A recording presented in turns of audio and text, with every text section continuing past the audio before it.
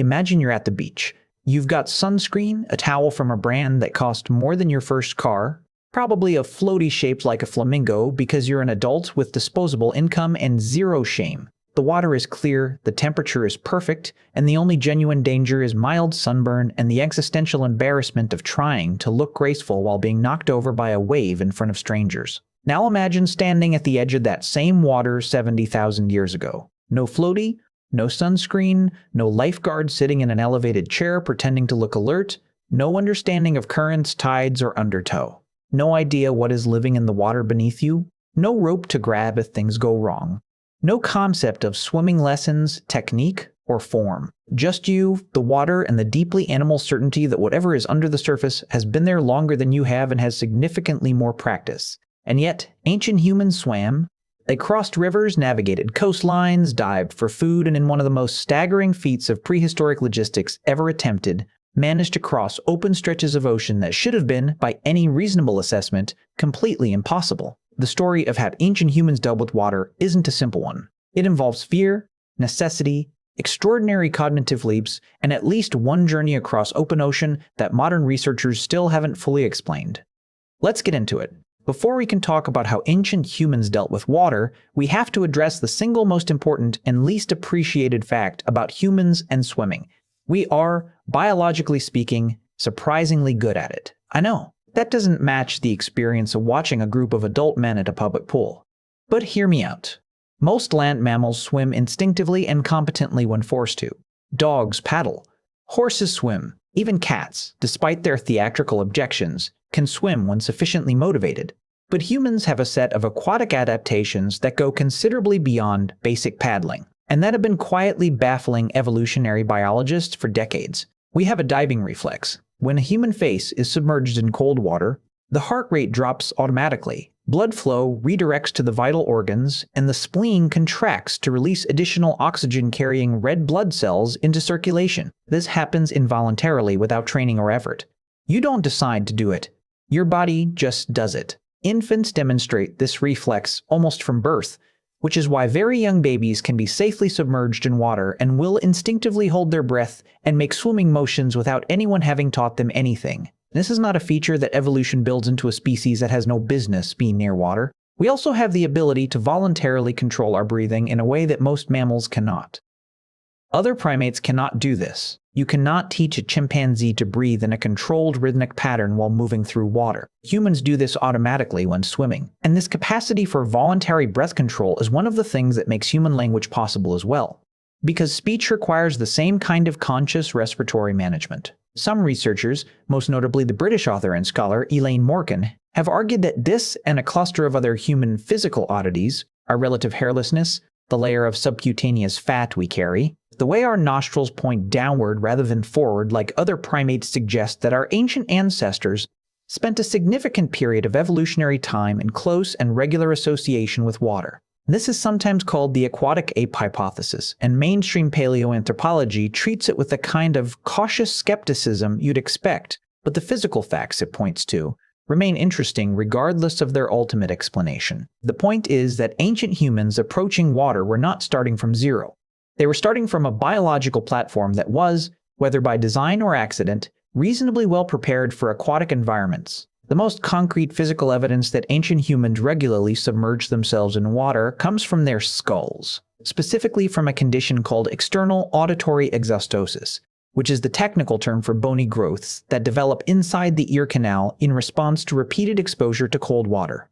Surfers get this. Kayakers get this. People who spend significant time with their heads underwater in cold water get this. Ancient humans got it too, in significant numbers. Analysis of skulls from early human populations across multiple continents shows rates of external auditory exostosis far higher than you'd expect in populations that were simply avoiding water. These weren't people who occasionally waded through a stream. These were people who regularly immersed themselves, who dived beneath the surface, whose ear canals spent enough time in cold water that their bones literally changed shape in response. This matters because it suggests that water wasn't just something ancient humans endured or crossed reluctantly. For many populations, regular immersion was simply a part of life. And the reason is obvious once you think about it. The aquatic food chain is extraordinarily productive. Coastal and riverine environments provide shellfish, fish, crustaceans, and other marine resources that are calorie-dense, protein-rich, and unlike most land-based prey, cannot run away from you at full speed. Archaeological evidence of human shellfish consumption goes back at least 165 years from sites on the southern coast of Africa where ancient humans were clearly harvesting and eating marine resources with such regularity that they left enormous middens, essentially ancient rubbish heaps composed almost entirely of discarded shells. You cannot harvest shellfish from rocky coastlines without getting wet. You cannot collect the densest and most reliable shellfish beds without going underwater. The people leaving those shell middens were not standing on dry land with long sticks.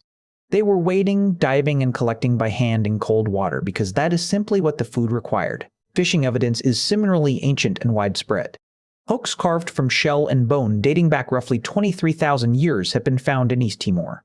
Fishing net weights have been found at sites in Korea dating to 27,000 years ago. The Pinnacle Point cave sites in South Africa show evidence of sophisticated exploitation of marine resources going back nearly 170,000 years.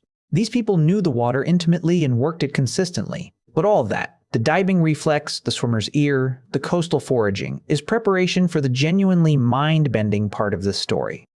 Approximately 65,000 years ago, a group of ancient humans left mainland Asia and arrived in Australia. This sounds like a simple sentence. It is not a simple sentence. To reach Australia from mainland Asia, even accounting for the lower sea levels of the last ice age which would have exposed additional land, you still have to cross a minimum of 90 kilometers of open ocean. Not a river, not a coastal paddle. Open water, out of sight of land, in both directions, in the middle of the ocean. The Wallace Line, named after the 19th century naturalist Alfred Russel Wallace, is a deep water channel that has separated the Asian and Australian continental shelves for tens of millions of years. Even at the peak of the last glacial maximum, when sea levels were roughly 120 meters lower than they are today, the Wallace Line remained a genuine open ocean barrier. There was no land bridge. There was never a land bridge. Whatever humans used to cross it, they built or improvised. We have no direct evidence of what that was. No 65,000-year-old raft has survived. But we know the crossing happened because humans arrived in Australia, and Australia is an island, and islands do not populate themselves. The minimum number of people required to successfully establish a viable population is debated, but it is certainly more than one or two. You're looking at a coordinated group crossing of open ocean using some form of watercraft, built from materials that have long since rotted away by people whose names we will never know, to a destination they could not have seen before they departed.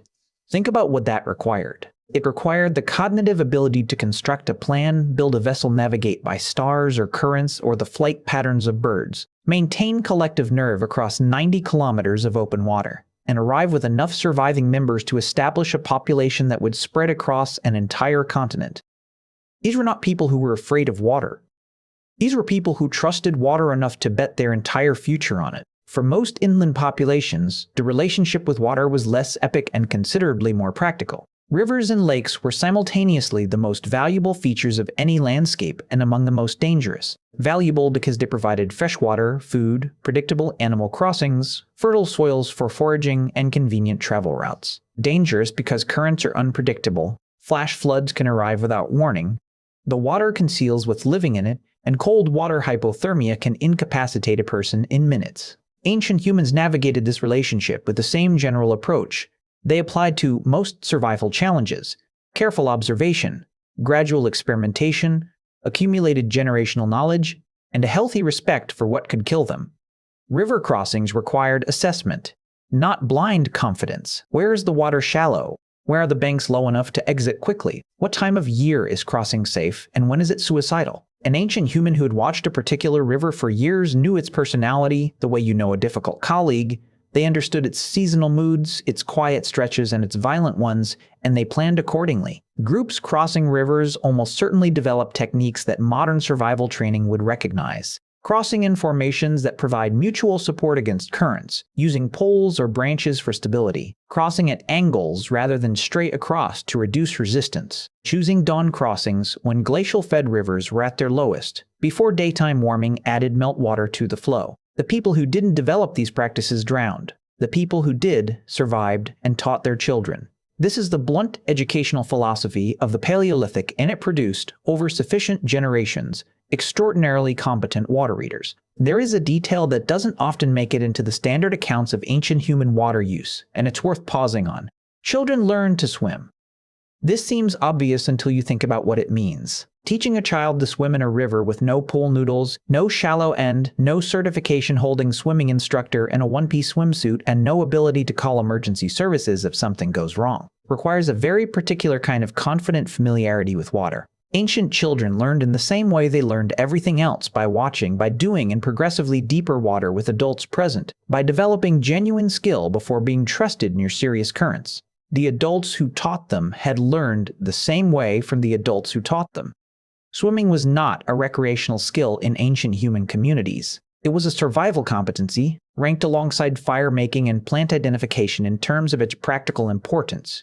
A child who couldn't swim was a liability near any body of water. A child who could was someone who could help with fishing, participate in river crossings, and expand the group's range of accessible food sources. The knowledge was treated accordingly, seriously, systematically, and passed forward with the same care as any other survival critical skill. Here's where I want to land, because I think it's genuinely important and genuinely underappreciated. Ancient humans didn't stumble into their relationship with water by accident. They built it through tens of thousands of years of careful, incremental, often brutally punishing observation and adaptation, until they understood water the way you understand your own neighborhood, its rhythms, its dangers, its possibilities, its moods, and then they went further. Because somewhere at some point, a group of people stood on an Asian coastline and looked out at open ocean that stretched to the horizon with nothing on the other side that they could see, and they built something that could float, and they got in it, and they went. We do not know their names. We have no record of their fear or their arguments or the moment someone first suggested the idea and everyone else told them they were out of their mind. We don't know how many attempts failed, how many groups launched and never arrived, how many people the ocean took before someone finally made it through. We only know that someone made it through. Because Australia is full of people, and people don't get there by themselves. Modern humans tend to look back at the Paleolithic and see limitation. No technology, no medicine, no cities, no internet, no option to find detailed instructions for anything on a screen in your pocket. And all of that is true. But the people who crossed the Wallace Line 65,000 years ago did something that many modern humans, with all their equipment and GPS and satellite phones, would hesitate to attempt. They crossed 90 kilometers of open ocean in a hand-built vessel with no idea what was on the other side. They dealt with water the way they dealt with everything. They learned it, respected it, prepared for it, taught their children about it, and then, when necessity or curiosity or something we don't have a word for demanded it, they went further than anyone had gone before. We're still doing that, by the way, just with considerably better equipment and a much worse sense of direction.